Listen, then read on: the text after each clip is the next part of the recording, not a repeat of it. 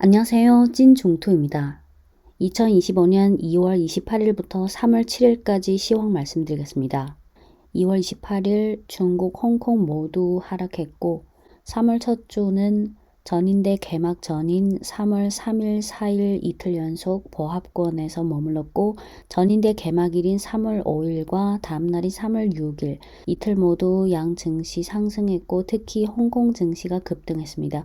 3월 7일은 약보합 또는 소폭 하락했습니다. 3월 첫 주 수익률을 보면 상해 1.55% 상승, 심천 2.19% 상승, 홍콩 항생 5.56% 상승, 홍콩 테크 8.32% 상승. 지금부터 일별 시황 말씀드리겠습니다.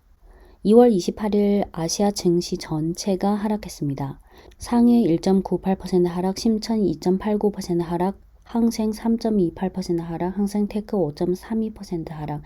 이날 니케 2.88%, 코스피 3.39% 하락했습니다. 2월 28일 증시 하락 원인을 보면 현지 시간 2월 26일 엔비디아가 발표한 재무제표 중 매출액은 예상을 초과했지만 총이익률이 하락했고 산하 게임사 매출이 둔화되면서 현지 시간 2월 27일 엔비디아 주가가 8%대 급락하면서 중국 현지 시간 2월 28일 아시아 증시 기술주의 연쇄 반응을 일으켰고 이런 영향으로 중국 증시 중 로봇, AI, 컴퓨팅 파워, 반도체, 로봇 등이 하락했습니다. 국제 환경 면에서 미국의 캐나다, 멕시코 등 국가에 대한 25% 관세 정책은 글로벌 무역 마찰에 대한 시장 우려를 불러일으켰고 거기다 인플레이션 압력으로 인해 미 연준의 금리 인하 기대가 변동되면서 투자자들의 안전자산 선호 심리가 높아졌습니다. 2월 28일 중국 반도체 산업 관련 보도가 하나 있었습니다. 2월 28일 알리바바 산하기술연구원에서 열린 리스크5 포럼에서 RISC5 포럼에서 중국 공정원 원사이자 컴퓨터 공학 전문가인 니광난 원사가 리스크5와 관련해 이렇게 말했습니다. 비록 리스크5가 출시된 지 15년밖에 되지 않았지만 글로벌 반도체 산업 체인에서의 지위는 계속해서 상승하고 있으며 향후 시장 점유율은 25%를 넘어서 글로벌 반도체 산업에서 무시할 수 없는 중추적 힘이 될 것이다. 오픈소스 정신은 중국의 역사를 관통하며 오픈소스는 글로벌 자원의 공유와 최적화를 실현했을 뿐만 아니라 기술의 지속적인 발전을 가속화했다. 리스크5가 개방형 하드웨어 아키텍처로서 빠르게 성장하고 있다. 오픈소스 모델은 포용적이고 협력적인 혁신의 글로벌 생태계를 구축하는 데 도움이 되며 반도체 산업 변혁의 새로운 엔진이 될 것이다. 네, 현재 중국에서는 알리바바, 화웨이, 중흥통신, 텐센트, 중국과학원 등 기업과 기관이 리스크5에 투자하고 있습니다. 현지 언론에서는 중국이 전국 범위에서의 리스크5 칩 사용을 격려하기 위해 관련 지도 의견을 처음으로 발표할 계획이 있을 거다라는 소문이 있었다는 추측성 보도가 있었고 아직 확실히 발표된 내용은 없습니다. RISC5, RISC5로 발음하고 축소 명령어 집합 컴퓨터 기반의 개방형 명령어 집합 ISA입니다. 2010년 미국 캘리포니아 대학교 버클리 캠퍼스의 연구진에 의해 개발됐습니다. x86과 ARM 아키텍처의 높은 특허 및 라이선스 비용 때문에 버클리 연구진은 적합한 ISA를 찾지 못했고 이에 새로운 아키텍처인 RISC-V를 개발하게 됩니다. 과거 개인용 컴퓨터 시대에 인텔과 마이크로소프트는 윈텔 동맹을 형성했으며 이로 인해 인텔은 오랜 기간 PC와 중앙처리 장치 CPU 시장을 주도해왔습니다. 하지만 2010년대 이후 경쟁사인 AMD의 추격을 당했고 그 후 x86 아키텍처 IP를 보유한 인텔과 AMD 아키텍처 IP를 보유한 AMD의 두 기업이 오랫동안 글로벌 CPU 시장을 독점해왔습니다. 모바일 인터넷 시대에 들어서면서 ARM 프로세서가 부상하고 모바일 기기 내 안드로이드 및 iOS 시스템 보급이 확대되며 윈텔 동맹의 지배력은 흔들리기 시작했습니다. 특히 최근 몇 년간 전기차와 사물 인터넷, IoT 같은 신흥 분야의 급속한 발전과 함께 AI 추론 수요가 급증하며 오픈소스 ISA를 대표하는 리스크5의 필요성이 점점 더 커지고 있습니다. AI 시대 도래와 함께 신경망 처리 장치 NPU와 그래픽 처리 장치 GPU 등의 수요가 급증하고 AI 기술의 원활한 구동을 위한 AI 반도체의 중요성이 커지면서 이를 설계하는 데 최적화된 리스크5의 도입이 확대되고 있습니다.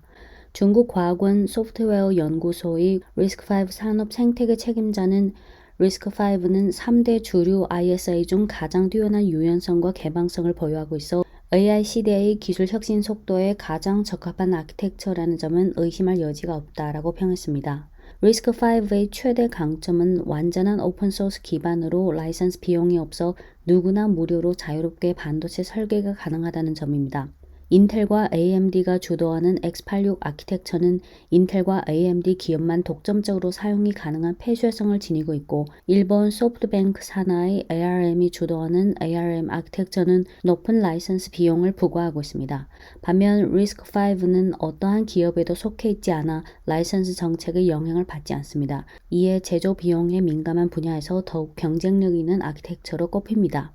네, 3월 첫 주 3월 3일부터 7일까지 지수 등락을 보면 전인대가 3월 5일에 개막했는데요. 개막 전인 3월 3일과 4일은 중국과 홍콩 증시 모두 대체로 보합권에서 머물렀고 전인대 개막일인 3월 5일에 이어 3월 6일 양 증시 모두 상승, 특히 홍콩 증시가 많이 올랐고 3월 7일 금요일은 소폭 하락 마감했습니다. 양회종 정협회의는 3월 4일, 전인대는 3월 5일에 개막했고 각각 3월 10일, 3월 11일 폐막합니다. 3월 3일 중국 증시는 양회 개막을 앞두고 보합권에서 마감했고 상승 업종은 히토류 배터리 금속 비철, 하락 업종은 석유, 철도, 도로, 보험, 배터리 업종 중 전고체 배터리가 4.3% 급등했는데 중신증권은 2025년은 반고체 배터리 성숙 제품이 점차 늘어나고 전고체 배터리의 기술 노선이 점차 명확해지는 중요한 한 해가 될 것이다 하고 전망한 바 있습니다. 3월 3일에 이어 3월 4일도 증시 지수가 보합권을 유지한 가운데 상승 업종은 우주, 항공, 반도체가 4%대, 로봇 통신 서비스, 전기 기계, 귀금속, 소프트웨어, 통신 장비, 선박, 컴퓨터, 소비전자, 자동차 부품, 전자부품 2%대, 하락 업종은 전일 4%대 급등한 배터리 업종이 2%대 하락했고 금속, 석탄, 주류, 백화점 등이 하락했습니다. 2월 28일 중국 현지 언론에서 알리바바 산하기술원에서 리스크5 포럼이 열렸고 그 포럼에서 중국 공정원 원사 발언 관련 보도를 한 후 미국 현지 시간 3월 4일 로이터 통신도 관련 보도를 했습니다. 중국 정부가 오픈소스 명령어 집합 아키텍처 ISA인 리스크5 칩의 전국적 활용을 장려하는 정책 가이드를 발표할 예정이다 라고 로이터가 보도했습니다. 로이터 통신 보도 내용 중 일부만 발췌하면 익명을 요구한 소식통에 따르면 이 정책 가이드는 이르면 3월 내에 발표될 가능성이 있으며 최종 발표 시점은 변동될 수 있다. 이번 정책은 중국 사이버공간관리국, 공업정보화부, 과학기술부, 국가지식재산국 등 8개 정부기관이 공동으로 마련 중이다. 리스크5는 스마트폰용 저전력 칩부터 AI 서버용 CPU까지 다양한 용도로 활용되는 오픈소스 칩 설계 기술이다. 기존의 x86 및 ARM이 주도하는 반도체 시장에서 경쟁력을 갖춘 대안으로 주목받고 있다. 중국에서는 국가 연구기관과 기업들이 최근 몇 년간 리스크5 기술을 적극 도입해왔다. x86과 ARM이 서방 기업들에 의해 통제되는 반면 리스크5는 오픈소스 기반이라 특정 국가의 영향력이 적고 비용 절감 효과도 커서 중국 기업들에게 매력적인 선택지로 평가받는다. 현재 중국 내 주요 리스크5 기업으로는 알리바바 산하 슈엔티와 스타트업 누클레이 시스템 테크놀로지가 있다. 이들 기업은 중국 칩 설계 업체들에게 상업용 리스크5 프로세스를 공급하고 있으며 향후 시장 점유율을 더욱 확대할 것으로 예상된다. 네, 여기까지가 로이터 통신 보도이고요. 네, 3월 4일 반도체 업종이 4%대 급등함과 동시에 우주항공 업종도 4%대 급등했는데요. 관련 기사로는 현지 시간 안토니오 코스타 EU 정상회의 상임의장이 3월 6일 EU 특별 정상회의에서 유럽의 방위 능력을 강화하기 위한 구체적인 결정을 승인할 것이다 라고 말했고 같은 날 우르줄라 펀데어 라이엔 EU 집행위원회 위원장은 유럽 재무장 계획에 대해 EU 회원국들에게 서한을 보낼 것이며 EU 측이 대규모로 국방 지출을 늘려야 한다고 생각한다고 밝혔다. 네. 유럽 쪽은 아시다시피 지금 말은 많이 하지만 실제로 그럴 실력이 없습니다. 하지만 어쨌든 3월 4일 우주항공 업종이 급등했을 때 유럽 관련 기사가 많이 언급됐다는 겁니다. 또한 중국 태평양 증권은 2025년 들어 군수 업종은 실적 개선과 밸류업 단계에 진입할 것으로 전망했고 선진 전투기, 저공 경제, 국산 대형 항공기, 위성 인터넷 등 분야 중 경쟁력 있고 기술 장벽이 높은 우량 기업을 주목해야 한다고 코멘트했습니다. 3월 4일 로봇 테마주가 2%대 상승했습니다. 3월 3일 저녁 중국 정부망의 위챗 공식 계정에 로봇 관련 영상이 하나 올라와서 많은 관심을 모았는데요.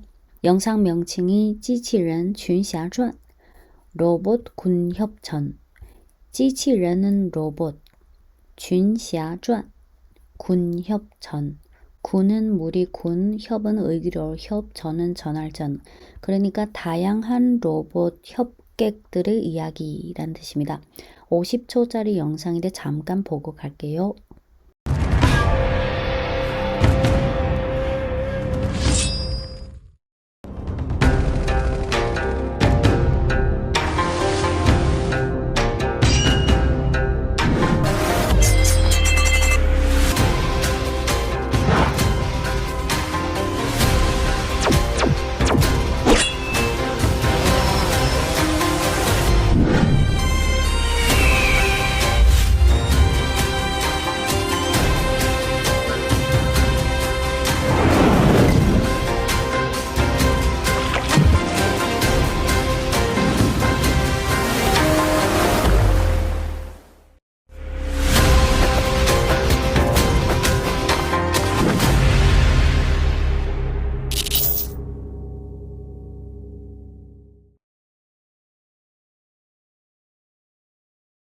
네, 방금 영상에서 휴머노이드 로봇, 사족 로봇, 산업용 로봇, 농업용 로봇, 농업용 드론, 달 탐사용 로봇 등 다양한 로봇들이 다양한 상황에서 역할을 하는 화면을 보여주면서 중국 로봇 산업의 성과를 보여주고 있고 정부 차원에서 로봇 산업을 이미 국가 전략 사업이라는 높이까지 뒀다는 것을 의미하기도 합니다. 네, 중국 증시 중 업종 지수 몇 개를 보겠습니다.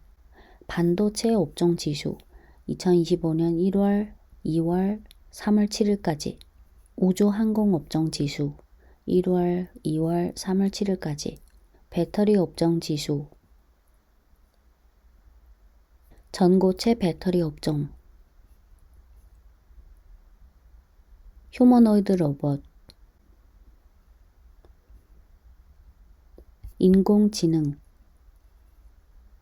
3월 7일까지 딥시크 테마 지수 춘절 이후부터 3월 7일까지 네, 미국발 관세와 관련해서 트럼프 행정부가 지난 2월 1일 모든 중국산 제품에 10% 관세를 추가 부과하기로 발표했을 때 중국 상무부는 그에 대한 반격 조치로 2월 4일 다음 4가지 대응 조치를 발표했습니다.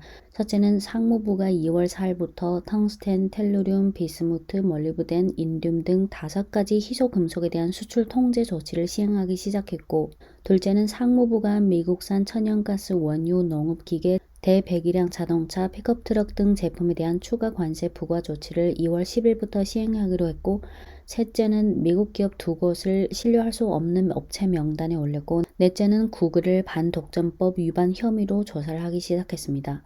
관련 내용은 찐중토 과거 영상, 이 영상에서 이미 공유드렸습니다. 네, 이번에는 트럼프 행정부가 현지 시간 3월 4일 멕시코, 캐나다, 중국 등 3개국산 수입품에 대한 신규 관세 부과를 예정대로 시행했습니다. 이에 대한 대응 조치로 3월 4일 중국 재정부와 상무부에서 총 5가지 조치를 발표했습니다. 우선 중국 재정부는 미국산 닭고기, 밀, 옥수수, 목화에 대해 15%의 추가 관세, 미국산 수수, 대두, 돈육, 소고기, 수산물, 과일, 야채, 유제품에 대해 10%의 추가 관세를 부과하기로 했고 시행일은 3월 10일부터입니다. 단 3월 10일 전에 선적지에서 선적돼 3월 10일부터 4월 12일까지 중국으로 수입되는 상품의 경우 관세 인상이 적용되지 않습니다. 이와 동시에 3월 4일 상무부는 4가지 공고를 냈습니다. 첫째, 3월 4일부터 미국 방산업체 레이도스, 깁슨, 콕스 등 15개 업체에 대해 수출 통제를 하기로 했습니다. 둘째는 3월 4일부터 티컴, 스틱 로더 엔터프라이시스 등 미국 방산업체 10곳을 신뢰할 수 없는 기업 리스트에 추가해 중국과의 수출입 활동을 금지하고 중국에 대한 신규 투자를 금지한다고 공고했습니다. 셋째는 3월 4일부터 세계 최대 유전자 분석 업체인 미국 일루미나를 신뢰할 수 없는 기업 리스트에 포함해 중국으로의 유전자 시퀀서 수출을 금지한다고 공고했습니다. 넷째는 미국산 광섬유 제품에 대한 반우회 덤핑 조사를 3월 4일부터 6개월간 진행하기로 했습니다. 중국 정부의 이와 같은 대미 보복 조치를 보면 알 수 있다시피 하나는 미국의 군사 패권과 연관된 군산업체 대상으로 타격하고 또 하나는 공화당 지지층이 종사하는 산업, 농업이나 이런 산업 위주로 타격하고 있다는 걸 알 수 있습니다. 참고로 미국이 중국산 수입품에 대한 관세전을 2019년부터 본격적으로 시작했는데요. 2017년부터 2024년까지 중국의 대미 무역 흑자를 보면 2017년 2,758억 달러, 2018년 3,233억 달러, 2019년 2,958억 달러, 2020년 3,169억 달러, 2021년 3,965억 달러, 2022년 4,036억 달러, 2023년 3,361억 달러, 2024년 3,610억 달러. 사실 중요한 점은 미국의 대중국 관세 수입은 미국 행정부로 들어가지만 관세 부과에 따른 상품의 가격 인상의 한 60%는 미국 현지 소비자들에게 전가되기 때문에 현실적으로 미국 현지 소비자들의 생활 비용이 더 높아진 셈입니다. 아시다시피 최근에도 미국의 일상용품과 식자재 등의 물가 상승이 계속되고 있는데 미국이 중국이나 타국에 대한 수입 관세를 올릴수록 결국은 미국의 국내 모순이 심화될 수밖에 없습니다. 그리고 찐중토 과거 영상에서도 언급했듯이 바이든 행정부 때 상무부 장관이었던 지나 러먼더는 2024년 12월, 즉 상무부 장관 자리에서 내려오기 직전에 공식 석상에서 미국의 대중국 반도체 제재 조치는 시간 낭비다. 제재 조치로는 중국 반도체의 굴기를 막을 수 없을 뿐더러 오히려 중국이 일부 기술 분야에서 더 빨리 진보하게 한다라고 말했습니다. 찐중토 과거 영상 중 화웨이 관련 영상을 자세히 보신 분들은 기억하시겠지만 지나 르먼도는 중국에서 별명이 하나 있는데요. 화웨이 메이트 60 프로 글로벌 홍보 모델이라는 별명이 있습니다. 솔직히 이제는 미국이 중국에 대해 어떤 조치를 취하든 오히려 결과적으로는 중국을 더 단단하게 만들고 동시에 중국의 반격 조치들은 중장기적으로 미국의 군수 산업에 영향을 미치기 때문에 앞으로 미국이 뭔가를 하면 할수록 오히려 그 부메랑이 결국은 미국 스스로에게 특히 일반 서민들에게 갈 수밖에 없습니다. 그럴수록 미국 증시 리스크는 더 커질 수밖에 없을 거고요. 네, 3월 3일과 4일 이틀 연속 보합권 흐름을 보인 후 전인대 개막일인 3월 5일과 다음 날인 3월 6일 이 거래일 연속 중국 증시는 상승, 홍콩 증시는 급등했습니다. 3월 5일 전인대 개막일 리창 총리는 오전 10시 5분부터 11시까지 55분 동안 정부 공작 보고 연설을 통해 2024년의 국가 상황을 리뷰하고 2025년의 정책 방향과 중점 사업 가이드라인을 제시했습니다. 올해 GDP 성장률 목표치는 여전히 5% 안팎으로 작년과 같고 재정 적자율 계획은 작년이 3%였는데 올해는 4%로 잡았습니다. 재정 적자율을 올린다는 것은 재정 예산을 확대한다는 건데 어떤 분야에 더 많은 예산을 둘지가 중요하겠죠. 이번에 리샹 총리가 전인대 정부 공작 보고에서 제시한 2025년 공작 임무랑 1년 전인 2024년 3월 전인대 공작 보고에서 제시한 2024년 공작 임무를 비교해 보면 항목은 다 1번부터 10번까지고 하지만 문구, 단어, 그리고 순서가 좀 다릅니다. 2024년에는 1번이 현대화 산업체계 대거 건설, 신질 생산력 발전 가속화, 2번이 과학기술 국가진흥 전략 강화, 고품질 발전의 기반 강화, 3번이 내수 확대에 힘써 경제의 선순환 실현 추진. 하지만 2025년 2번 정부 공작 보고에서 제시한 올해 공작 임무는 1번이 소비 대거 진작, 투자 수익 제고, 국내 수요 전방위 확대, 1년 전에 3번에서 이번에는 1번으로 올라왔죠. 2번은 지역 상황에 따라 신질 생산력 발전, 현대화 산업체계 건설 가속화. 3번이 과학기술 국가진흥 전략 깊이 있게 시행, 국가혁신체계의 총체적 효능 방안. 4번 대표적 개혁 조치 구체화 가속화 추진, 경제체제 개혁의 견인 역할 더 잘 발휘. 5번 고수준의 대외 개방 확대, 대외 무역과 외국 자본 적극 안정화. 6번 중점 분야 리스크 효과적 방지, 시스템적 위험 발생하지 않도록 마지노선 확고히 지켜야. 7번 삼농사업 잘하도록 힘쓰고 향촌 전면 지능 깊이 있게 추진. 8번 신형 도시화와 지역 간 조화로운 발전 촉진, 발전 공간의 구도 더욱 최적화. 9번 탄소 감축, 오염 감소, 녹색 확대 성장 협동 추진, 경제 사회 발전의 전면적 녹색 전환 가속화. 10번 민생 보장 개선 강도 강화, 사회 관리 효능 제고. 1번, 2번, 3번까지만 봐도 아시겠지만 1번이 내수 소비 대거 진작, 이게 중요하고 2번은 작년과 마찬가지로 신질 생산력 발전 현대화 산업체계 건설 가속화. 세 번째도 작년에 강조했던 것과 마찬가지로 과학기술 국가진흥 전략, 국가혁신체계의 총체적 효능 향상. 네, 중국의 14차 5개년이 2021년부터 25년까지라서 2025년이 14차 5개년의 마지막 해이자 이제 15차 5개년, 즉 2026년부터 30년으로 과도하는 한 해라서 14차 5개년의 5년 계획을 잘 완성하는 동시에 15차 5개년이 양호한 시작을 할 수 있도록 기반을 마련해야 하는 한 해입니다. 네, 전인대 개막일인 3월 5일 상승 업종은 6G, 휴머노이드 로봇, 건설기계, 통신 서비스 상승폭이 컸고 하락 업종 중 부동산, 태양광 낙폭이 컸습니다. 6G나 휴머노이드 로봇 같은 경우는 이번 정부 공작 보고의 과학기술이나 산업진흥 이와 관련된 단락에 다 포함되어서 그렇고 3월 5일 건설기계 업종이 3.8% 상승했는데요. 나중에 나온 현지 코멘트를 보면 다음과 같습니다. 동우증권에 의하면 건설기계 업종은 3, 4월에 뚜렷이 상승하는 특징이 있다.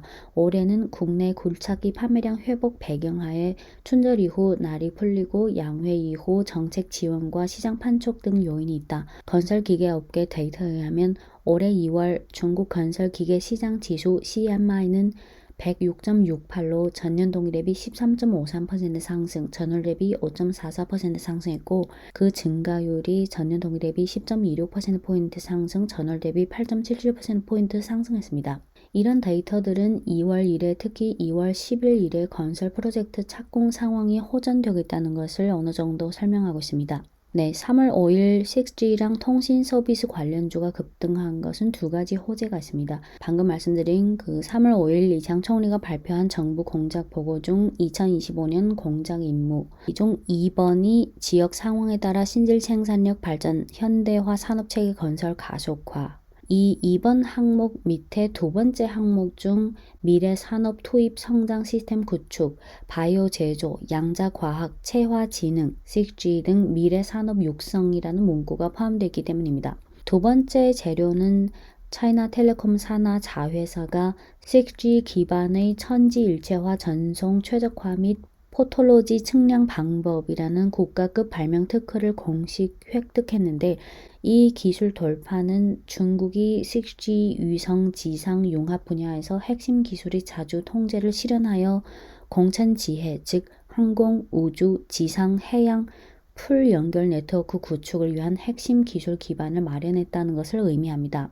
3월 5일 중국 증시의 소폭 상승에 비해 홍콩 증시가 항생 2.84%, 홍콩 테크 4.02% 상승했는데요. 예전에도 언급했듯이 중국 본토 증시와 홍콩 증시는 업종 구성, 투자자 구성 등 면에서 큰 차이가 있습니다. 업종 구성 중 가장 큰 차이는 중국의 플랫폼 빅테크 기업들이 거의 다 홍콩 종목이고 투자자 구성 면의 차이점은 중국 본토 증시는 외국인 투자자 비중이 5% 미만인데 비해 홍콩 증시 투자자 구성을 보면 해외 기관 약 50%, 홍콩 현지 기관 약 10%대, 중국 본토 기관 10%대, 개인 투자자 20%대, 기업 투자자 10%대.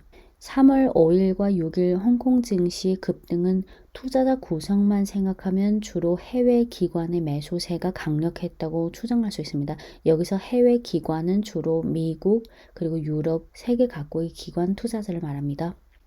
3월 5일 샤오미가 7%대 급등했고 그 외에 메이투안 6%대, 비리비리 4%대, 징동, 바이두, 쿠아이쇼 3%대, 텐센트 2%대, 알리바바 1%대 올랐습니다. 그 외에 은행, 보험, 증권이 급등했고 반도체, 특히 SMIC 6%대, 화홍 반도체 7%대 올랐고 로봇, 딥시크 등 테마주도 급등했고 그 외에 기계, 건자재, 항공, 게임, 자동차, 통신, 금, 외식 등 업종도 올랐습니다. 한편 부동산 업종은 하락했습니다.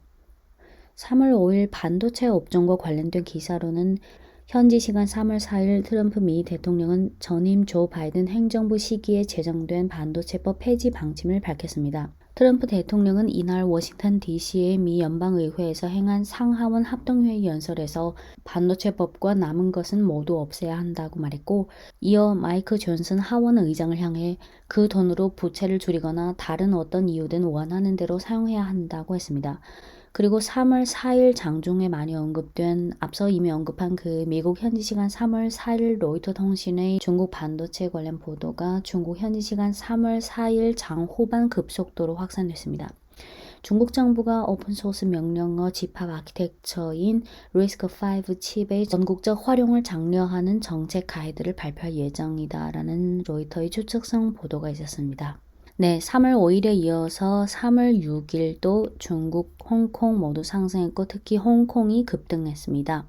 상해 1.17%, 심천 1.77%, 항생 3.29%, 홍콩테크 5.4% 급등했습니다.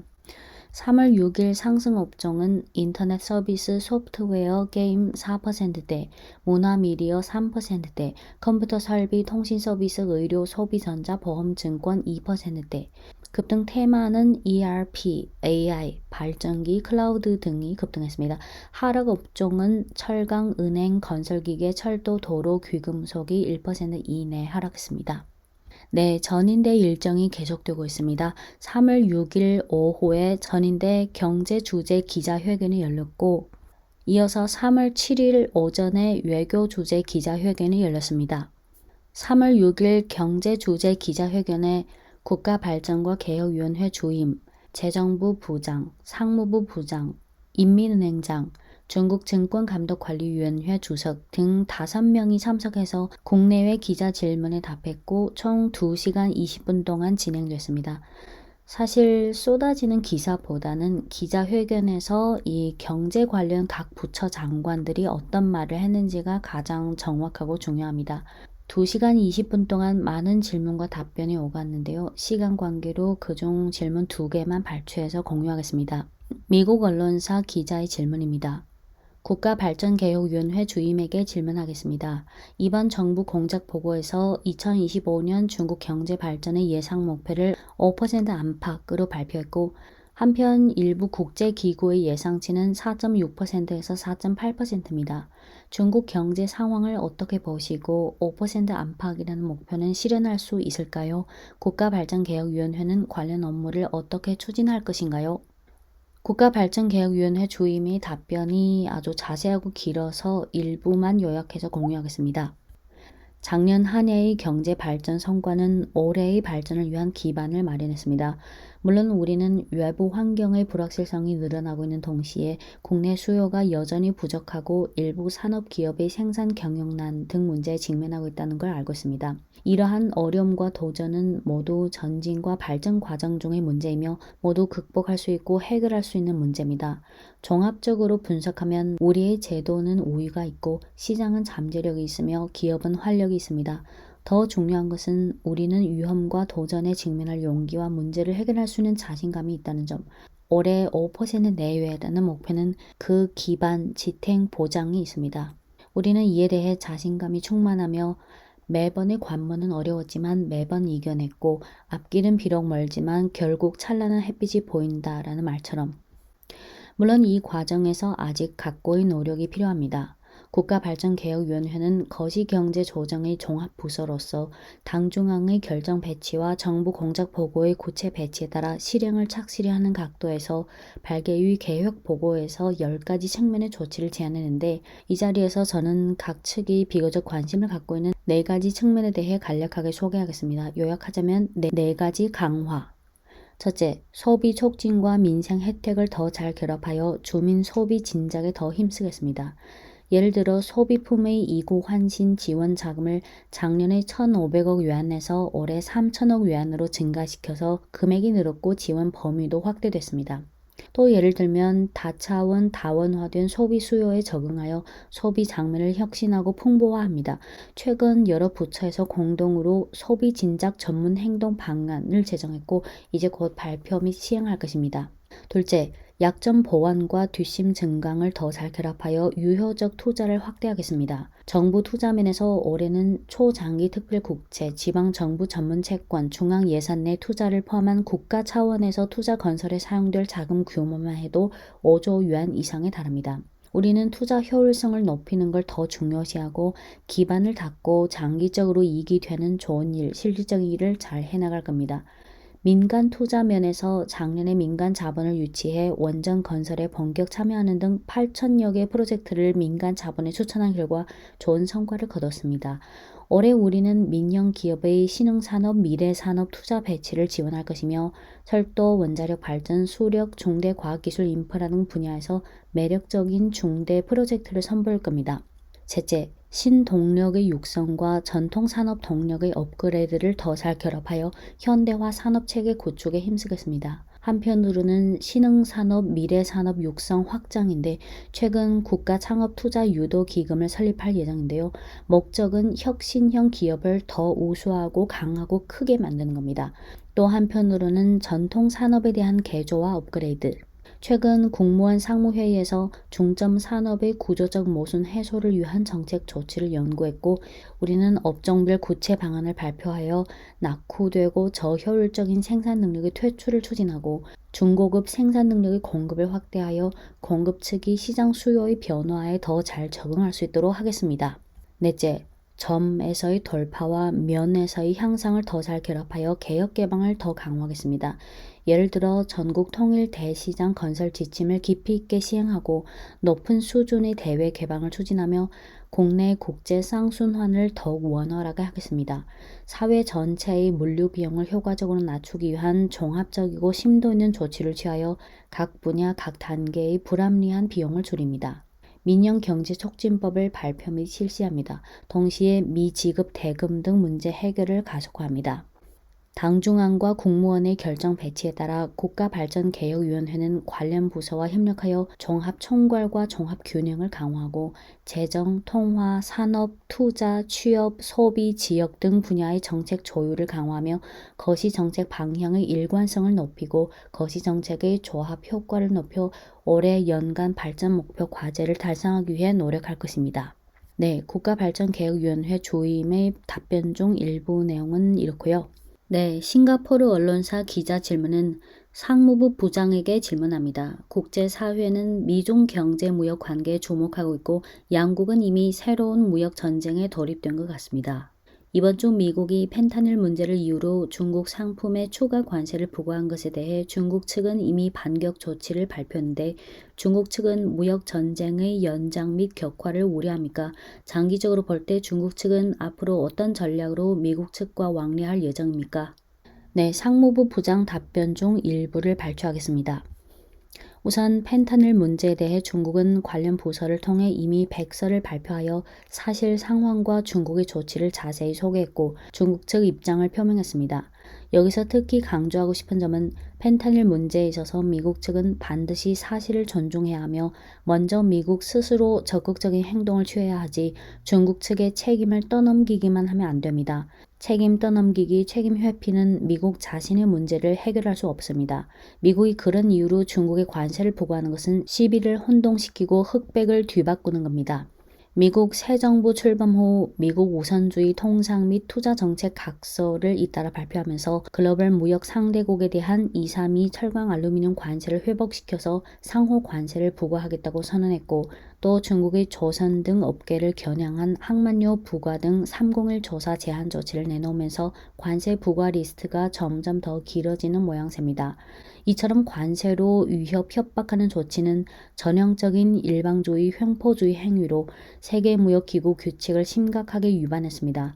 이는 중미 간 정상적인 경제무역 관계를 훼손할 뿐만 아니라 글로벌 산업 공급망의 안정을 방해하고 세계 경제 발전을 저해하며 미국 민중과 기업의 이익도 반드시 해칠 것이며 이는 전형적인 남에게 해를 끼치고 자신에게도 이익이 되지 않는 행위입니다. 여러분들도 다 미국 자본시장에 주목하고 있겠지만 미국 측이 관세 부과를 발표한 후 미국 증시 3대 지수도 따라서 바로 하락했습니다. 이 자리에서 특별히 짚고 싶은 점은 무역 전쟁에는 승자가 없고 보호주의에는 출로가 없습니다. 미국의 일방주의 정책과 패권주의 행위는 시대 흐름에 역행하여 국제사회의 광범위한 우려와 보편적인 반대를 불러일으켰습니다. 중국 전통의 교류 방식은 사람을 존중하는 사람은 사람들도 존중해주고 사람을 존중하지 않는 사람은 사람들도 그대로 되돌려준다. 위협 협박은 중국에게 통하지 않을 뿐더러 중국을 놀라게 할 수도 없습니다. 중국은 자국 이익을 수호하려는 결심이 확고부동합니다. 미국 측이 취한 일방적 과세 조치에 대해 중국은 이미 국내 법률과 국제법 기본 원칙에 따라 필요한 반격 조치를 취했습니다. 만약 미국이 그릇된 길에서 점점 더 멀리 간다면 중국은 끝까지 상대하겠습니다. 중국은 시종일관 중미 경제무역 관계의 본질이 상호 윈윈이라고 생각하며 누가 영원히 손해를 보고 누가 영원히 이익을 취하다는지의 문제는 존재하지 않는다고 생각합니다. 사실과 데이터들이 충분히 증명했듯이 관세로 벽쌓기는 시장 규칙을 바꿀 수 없고 협력의 발걸음을 막을 수 없습니다. 2024년 중미 무역액은 6,882억 달러에 달해 2017년보다 18% 증가했습니다. 주중 미국 상공회의소 보고서에 따르면 응답한 미국 기업의 46%가 흑자 또는 큰 폭의 이익을 실현할 것으로 기대했고 절반 이상의 기업이 2025년 중국에 대한 투자를 늘릴 것으로 예상했습니다. 중국과 미국이 각각 성공을 거두는 것은 서로에게 위협이 아니라 기회이며 두 나라는 광범위한 공동이익과 광활한 협력 공간을 갖고 있습니다. 중미 협력은 양국 국민의 근본 이익에 부합하며 국제사회의 기대에도 부합합니다. 국정이 다른 두 대국으로서 중미가 경제 분야에서 의견 차이가 있는 것은 정상적입니다. 만약 미국 측이 문제를 해결하고 싶다면 대국의 자세를 보여주고 올바른 교류 방식을 제시해야 합니다. 지난달 저는 미국의 신임 상무부 장관과 무역 대표에게 각각 서한을 보내 평등 대화 협의를 통해 각자의 우려를 해결하고 양측이 적절한 시기에 만날 수 있고 양측이 조속히 소통도 할 수 있기를 희망합니다. 미국 측이 중국과 서로 마주 보면서 나아가길 바라며 양국 정상이 통화에서 제시한 방향에 따라 상호 존중, 평화 공존, 협력 상생의 원칙에 따라 대화를 강화하고 분쟁을 관리하며 협력을 촉진하여 중미 경제무역 관계의 건강, 안정, 지속 가능한 발전을 함께 추진하기를 바랍니다. 네, 상무부 부장의 답변 내용은 이렇고요. 길게 얘기했지만 사실 상무부 부장 답변 중 핵심 문구는 이거라고 생각해요. 만약 미국이 그릇된 길에서 점점 더 멀리 간다면 중국은 끝까지 상대하겠다. 네, 시간 관계로 3월 6일 경제주재 기자회견 내용의 그 일부만 공유드렸습니다. 3월 6일 AI 테마주가 3%대 상승했는데요. 3월 5일 밤 모니카라는 AI 스타트업이 공개한 Manus, M-A-N-U-S Manus라는 범용 인공지능 에이전트가 등장한 것이 많은 관심을 모았습니다. 공동 창업자이자 수석 과학자인 지이차오, 영문명은 Peak가 영상 방식으로 공개했습니다.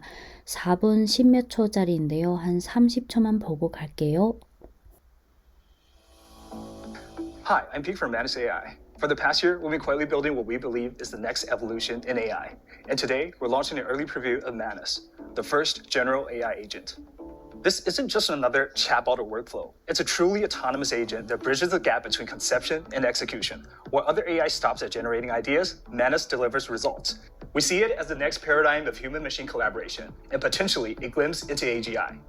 Now let me show you Manus in action across 3 completely different tasks. Let's start with an easy one. In this example, we'll ask Manus to help screen resumes. 네, Manus는 질문에 대한 대답뿐만 아니라 이력서 심사, 부동산 연구, 주식 분석 등의 임무를 수행할 수 있는 것으로 나타났고 AI 성능 평가 플랫폼인 GAIA 벤치마크에서 오픈AI보다 높은 점수를 받았습니다. Manus는 세계 최초의 진정한 범용 AI 에이전트로 단순히 생각하는 것을 넘어 다양한 작업을 처리하고 결과물을 제공하는 것이 특징입니다. 이를 통해 여행 맞춤형 가이드북 제작, 테슬라 주식에 대한 심층 분석 등 여러 분야에 응용될 수 있습니다. 제품 연구진은 AGI, 범용 인공지능 성능 평가인 GAI의 벤치마크 테스트에서 최고 SOTA 결과를 기록하며 오픈AI를 능가하는 성능을 입증했다고 밝혔습니다. 메너스를 소개하는 영상은 X에 공개된 지 약 20시간 만에 37만 회 이상의 조회수를 기록하고 폭발적인 관심을 모았습니다. 공동 창업자 겸 수석 엔지니어인 GE 차오는 이것은 단순한 챗봇 신학 도구가 아니라 개념과 실행 사이의 간극을 메우는 진정한 자율 에이전트라며 인간 기계 협력의 차세대 패러다임으로 보고 있다고 강조했습니다. 한편 매너스 앱 접속은 초대 코드에 의해 제한되고 있으며 이 코드가 중고 플랫폼에서 999위안, 약 20만 원부터 5만 위안, 약 1000만 원에 이르는 고가로 거래되는 등 열풍이 불고 있습니다. 제품 책임자 짱타오는 서버 용량이 제한돼 초대 시스템이 필요하며 이 문제를 해결하기 위한 노력 중이다라고 해명하며 향후 개선 방안을 모색하고 있다고 전했습니다.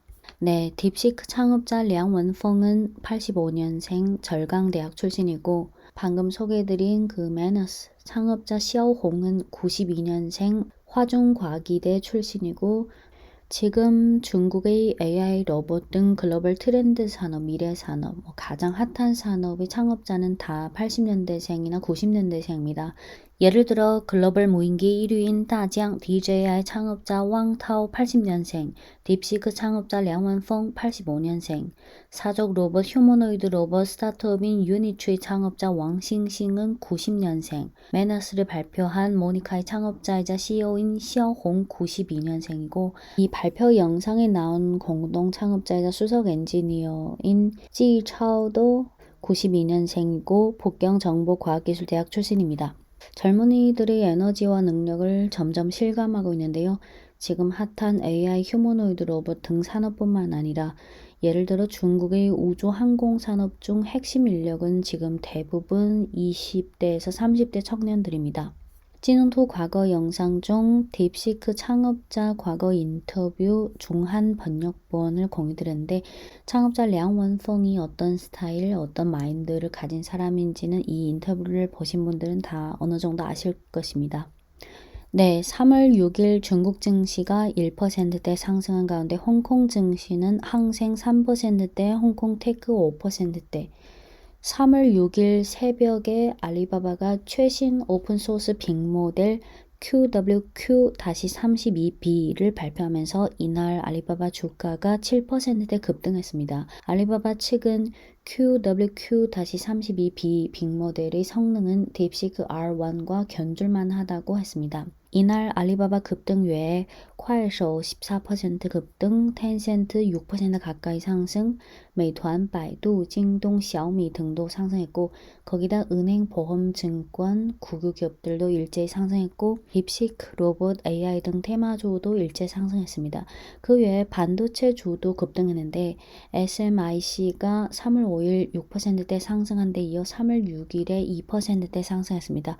화홍 반도체는 3월 5일 7%대 급등, 3월 6일 2% 가까이 상승했습니다.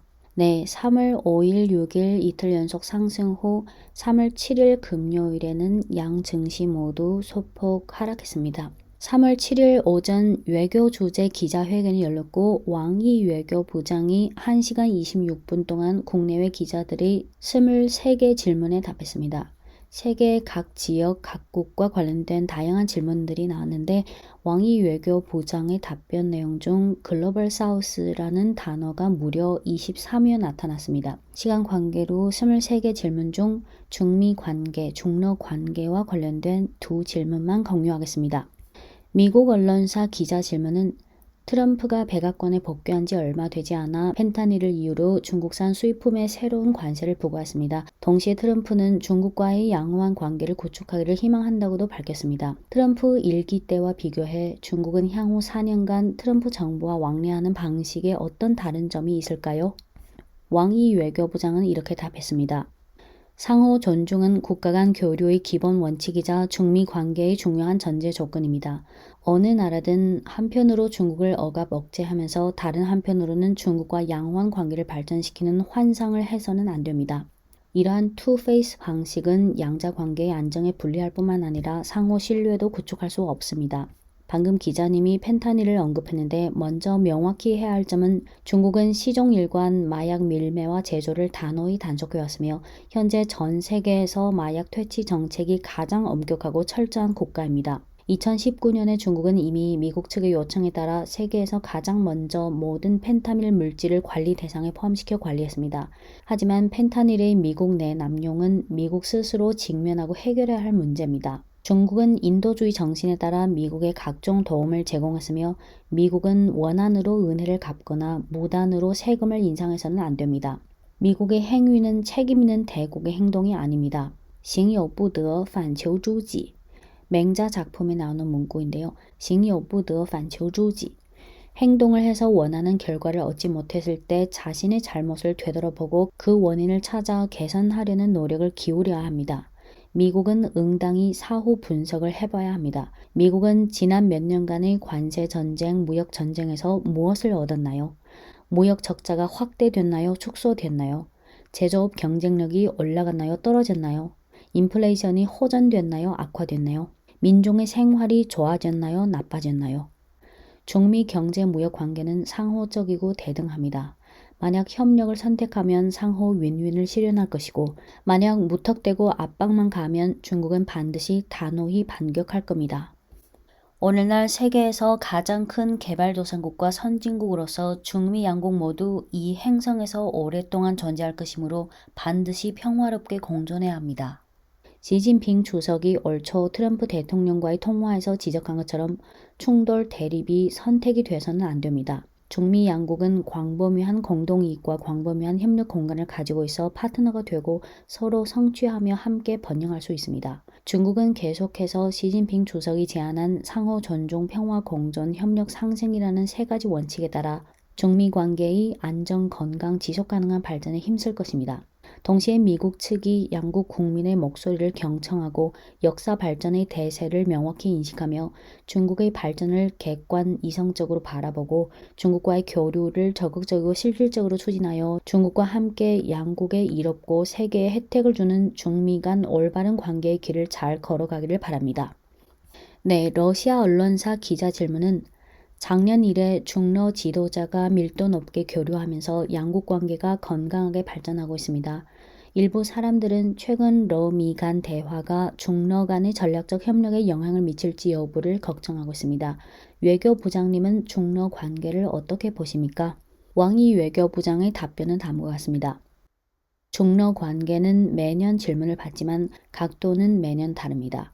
제가 강조하고 싶은 점은 국제 환경이 어떻게 변하든 중러 우호라는 역사적 논리는 변하지 않으며 내상적 동력은 줄어들지 않는다는 겁니다. 양국은 역사적 경험을 깊이 있게 총결산하고 영구적으로 설린 우호하기로 결정했고 전면적인 전략적 협력을 전개하고 상호 이익과 상생을 모색하기로 했습니다. 이는 양국 국민의 근본 이익에 가장 부합하며 시대 발전과 진보의 방향에도 부합하기 때문입니다. 중국과 러시아는 이미 비동맹, 비대항, 제3자 비겨냥이라는 관계 방식을 탐구하여 신형 대국 관계의 선도에 서서 인접 국가 관계의 모범을 세웠습니다.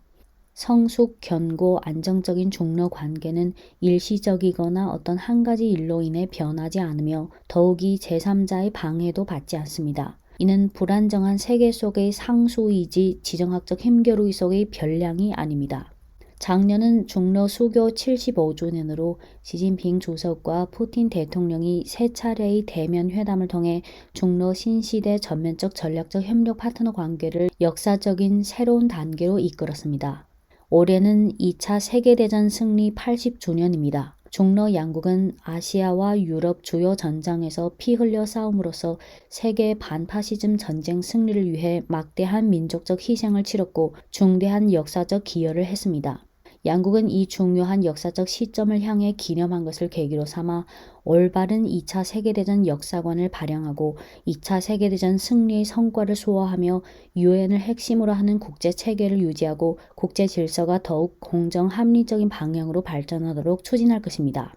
네, 3월 5일 전인대 리창 총리의 정부 공작 보고에 이어 3월 6일 경제 주재 기자회견, 3월 7일 외교 주재 기자회견 모두 전반적으로 분위기가 좋았습니다. 3월 9일 일요일에는 민생 주재 기자회견이 열렸습니다. 네, 이상 2월 28일부터 3월 7일까지 시황이고요. 끝으로 시황과는 관계가 없는 내용이지만 3월 6일 주 우크라이나 중국 대사가 우크라이나 농업정책과 식량부 장관 그리고 식품안전 및 소비자 보호처 처장과 우크라이나 수도에서 만나서 우크라이나산 완두콩과 자연산 수산물을 중국으로 수입하는 의향서를 체결했습니다. 네, 이상입니다.